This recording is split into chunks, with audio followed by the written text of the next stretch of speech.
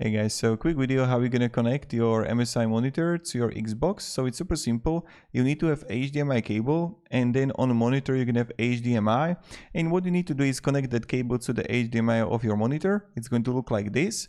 And then on the Xbox you're gonna have HDMI port. And what you need to do is to just connect it to the HDMI port. I don't know if you have Xbox Series X, S, or if you have Xbox One. This is, I think, like Xbox Series X. You're just gonna insert it right there and you got it covered. So super simple. So thank you very much for watching and hoping a great day and goodbye.